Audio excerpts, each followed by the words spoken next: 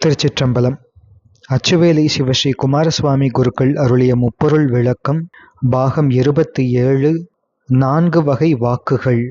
ஆணவ மல மறைப்பை நீக்குதல் பொருட்டு சிவபெருமானுடைய திருவருளால் சுத்தமாயாகாரியமான வாக்குகள் ஆன்மாவை வந்து பொருந்தும். அந்த எழுத்தோசை வைகரி, மத்தியமை, பைசந்தி, சூக்குமை என 4 விதப்படும் என்று பௌஷ்கர ஆகமம் கூறுகின்றது. இவற்றின் இலக்கணம் பௌஷ்கர பிந்து படலத்து 19 முதல் 29 ஸ்லோகங்கள் ஆகும். ரத்னத்ரயத்தில் 76 முதல் 85 ஸ்லோகங்கள் ஆகும். சிவஞான சித்தியாரில் முதல் சூத்திரம் முதல் அதிகரணத்தில் 20 மற்றும் 21வது திருவிருத்தங்கள் இதனை விளக்குகின்றது. ஆன்மாக்களின் அறிவு இவ்வாக்குகளோடு கூடி விளக்கமுறும். இவ்வாக்குகளை கூட்டி அறிவை தருகின்ற திருவருளை ஆன்மாக்கள் அறிந்து பொருந்தாதபடி ஆணவம் மறைத்து நிற்கும். ஆன்மாக்கள் அறிவை பொருந்தும் முறையும் அம்மாயா காரியங்களின் செயலும் என்ன என்றால், ஞான மாத்திரைக்கு ஏதுவாகியும் பர சரீரத்தினுள்ளாக பிரகாசமாய் விளங்கியும் ஆன்மா அறியும் அறிவுக்கு ஈடாக மூலாதாரத்தில் விளங்கும் பிந்துஸ்தானத்திலிருந்து நாதமயமான சூக்குமை வாக்கு தோன்றி உந்தித்தானத்திற்கு செல்லும். அங்கே எழுத்துக்களை வெவ்வேறாக பிரிய விடாமல் அடக்கிக் கொண்டு மீளவும் சூக்கும ரூபமாய் நிர்விகற்ப உணர்வுக்கு ஏதுவாய் இருக்கும். இந்நிலையில் அது பைசந்தி எனப்படும். பின்பு அவ்வாக்கு அங்கிருந்து உதான வாயுவால் உந்தப்பட்டு ஹிருதயஸ்தானத்தை அடையும். அங்கே உதான வாயுவின் தொழிலால் எழுத்துக்கள் வெவ்வேறாக பிரிவுபட்டு சூக்கும ரூபமாய் விளங்கி மெல்லோசையாய் சொல்பவன் உள்ளே உணரும் விகற்ப உணர்விற்கு ஏதுவாய் கண்டஸ்தானம் வரையில் நிற்கும். அந்நிலையில் அது மத்திமை எனப்படும். பின்பு அவ்வாக்கு பிராணவாயுவினால் உந்தப்பட்டு எழுந்து பல், இதழ், நா, அன்னம் என்னும் உறுப்புகளில் பட்டு விகாரமடைந்து சிதறி தன் செவிக்கும் பிறர் செவிக்கும் கேட்கப்பட்டு சவிகல்ப உணர்வு உண்டாவதற்கு ஏதுவாய் இருக்கும்.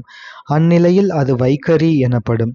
வைகரி தன் செவிக்கு கேட்கப்படும் சூக்கும வைகரி என்றும் தன் செவிக்கும் பிறர் செவிக்கும் கேட்கப்படும் தூல வைகரி என்றும் இருதிறப்படும்.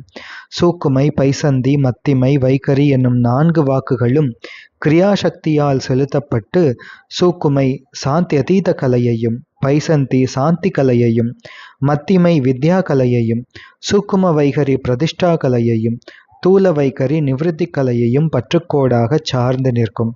இங்கனம் 4 வாக்குகளும் ஐவகைப்பட்டு சூக்குமை சிவ தத்துவத்திலும், பைசந்தி சக்தி தத்துவத்திலும், மத்திமை சாதாக்கிய தத்துவத்திலும், சூக்கும வைகரி மகேஸ்வர தத்துவத்திலும், தூல வைகரி சுத்தவித்தை என்னும் தத்துவத்திலும் சப்த வடிவாய் விளங்கும்.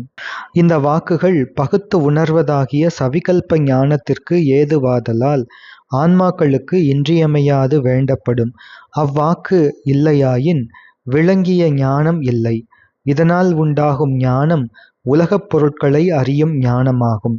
ஆகலின் சவிகல்ப உணர்வுக்கு ஏதுவாகிய இவ்வாக்குகள் மேலான பந்தமாம். ஆகலின் இவ்வாக்குகளை தன்னின் வேறாக கண்டு நீக்கி அவற்றிற்கு மேலாகிய பேரறிவு ஒருவனுக்கு விளங்குமாயின் அப்பொழுதே சிவபெருமான் திருவடியாகிய பரமுக்தியை அவன் தலைப்படுவன். சதாசிவ தத்துவத்தில் அபரநாதமும் அபரமிந்துவும் இருக்கும். ஈஸ்வர தத்துவத்தில் பிரணவம் இருக்கும். சுத்த வித்யா தத்துவத்தில் சப்தகோடி மகா மந்திரங்களும், காமிகம் முதலிய 28 ஆகமங்களும், நந்தி முதலிய கணநாதர் 8 பேர்களும், இந்திரன் முதலிய திக்பாலகர்களும், வஜ்ரம் முதலிய இவர்களின் ஆயுதமும் இருக்கும். சுத்த வித்யா தத்துவத்தில் அகாராதிக் க்ஷகாராந்த 51 அக்ஷரமும் 28 ஆகமங்களும் வைகரி வடிவாய் இருக்கும். ஈஸ்வர தத்துவத்தில் அனந்தர் முதலிய விதேஸ்வரர் 8 பேரும் இருப்பார்கள். இங்கே கூறப்பட்ட இந்திரன் முதலானவர்கள் பிரகிருதியின் கீழ் உள்ள திக்பாலகர்களிலிருந்து வேறுபட்டவர்கள். பிரகிருதியின் கீழ் உள்ளவர்கள் இவர்களால் செலுத்தப்படுவார்கள். சிவதத்துவம் முதலிய 5ம் பரமசிவனுக்கு முறையே லயத்துவம், போகத்துவம், அதிகாரத்துவம் என பெயர் பெறுவதற்கு நிமித்தமாயிருக்கும். இத்தத்துவங்கள் 5லும் சிவபெருமான் தாமாகவே பஞ்சகிருத்தியம் செய்தருளுவார். லயம், போகம், அதிகாரம் என்னும் பதவிகளை விரும்பி சாதக தீட்சை பெற்று மந்திரங்களை சாதித்த சாதகர் பின்பு பரமசிவன் அருளால் அந்த புவனத்தை அடைந்து போகம் நுகர்ந்து வைராகியம் வரும் அளவிலோ அல்லது மகாசம்ஹாரம் வரும் அளவிலோ இருந்து பின்பு வித்தேஸ்வரருடனே கூட பரமுக்தி அடைவர். இதுவரையும் கூறியது சாக்ஷாத் சிருஷ்டி ஆகும். இனி அசுத்த மாயையின் இலக்கணம். அதிலே கூறப்படுவது பரம்பரா சிருஷ்டி ஆகும். இனி அசுத்த மாயையின் இலக்கணம். அசுத்த மாயையாவது நித்தியமாய், வியாபகமாய், அருவமாய், ஏகமாய், பல சக்திகளை உடையதாய், உலகத் தோற்றத்திற்கு முதல் காரணமாய், ஜடமாய், விபரீத உணர்வை உண்டாக்குவதாய், கண்ம அதிகாரம் உள்ள ஆன்மாக்களை தன் காரியங்களாய் உள்ள கலாதிகளின் வழியாய் பந்திப்பதாய், சகலருக்கு தனுகரண புவனபோகங்களை தோற்றுவிப்பதாய், சங்கார காலத்தில் ஆன்மாக்கள் வந்து பொருந்தும் இடமாய், மும்மலங்களுள் ஒன்றாய், திரோதான சக்தியால் காரியப்படுவதாய் இருக்கும். அசுத்த மாயையில் தோன்றிய பிரகிருதி மாயை அனித்தியம் எனப்படும். மாயை பிரபஞ்சமாய் தோன்றுதலும் ஒடுங்குதலும் உயிர்களுக்கு கருவியாய் நின்று அறிவை விளக்குதலும் போகம் தருதலும் ஆகிய இவையெல்லாம் செய்தற்கு அறிவில்லாத ஜடம் இது. ஆகையால் அதனால் இயலாது. கண்மத்துக்கு ஏற்ப இவற்றை காரியப்படுத்தும் தன்மை சிவபெருமானுடைய அருளாகிய திரோதான சக்தியால் நிகழ்வன. திருச்சிற்றம்பலம்.